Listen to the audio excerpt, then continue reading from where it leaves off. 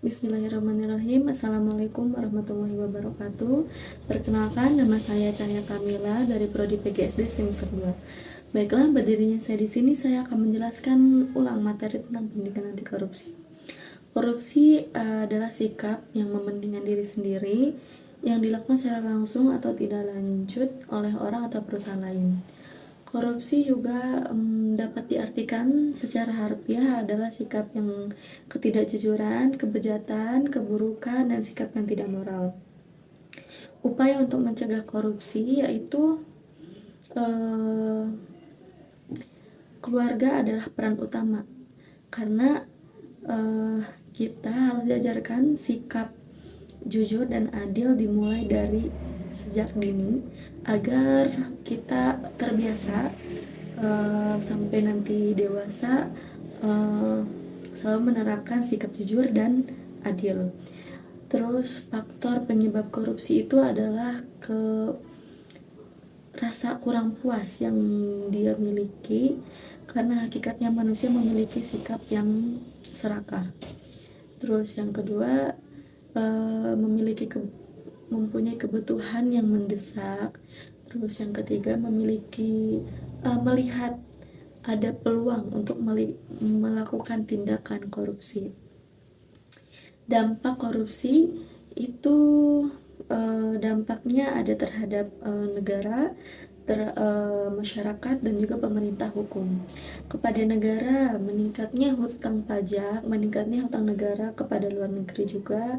Terus kepada hukum dan kepemerintahan itu dampaknya karena hilangnya rasa kepercayaan masyarakat kepada kepemerintahan atau hukum. Nah, dampaknya kepada masyarakat adalah penurunan produktivitas, karena itu dapat membuat angka PHK menjadi lebih tinggi dan meningkatnya angka pengangguran. Terus rusaknya, rendahnya kualitas barang dan jasa kepada publik, misalnya kayak jalanan yang rusak, jembatan yang ambruk, sekolah yang ambruk, kendaraan umum yang sudah tidak nyaman dan tidak layak dipakai, terus gas meledak, terus bahan bakar yang merusak kendaraan masyarakat,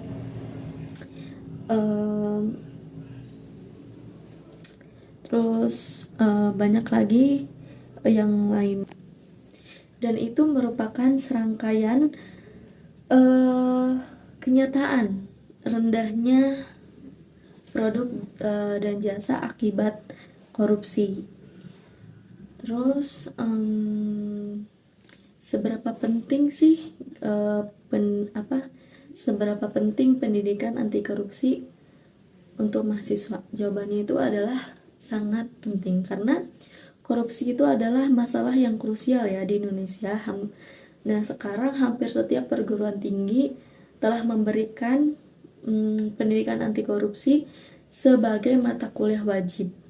Tujuannya itu untuk membangun kepribadian anti korupsi kepada mahasiswa, sehingga mereka dapat mencegah korupsi dan menjadi agen perubahan dan penggerak untuk anti korupsi. Tetapi tidak hanya memberikan pengetahuan tentang korupsi juga, tetapi ada juga merubah pola pikir dan tingkah laku mahasiswa agar menjadi yang lebih baik lagi hidupnya. Terus contoh penerapan pendidikan anti korupsi pada bidang pendidikan. Yang satu itu integritas pendidikan anti korupsi dalam kurikulum. Misalnya masuknya pendidikan anti korupsi dalam kurikulum dalam mata kuliah hukum, sosial, atau etika.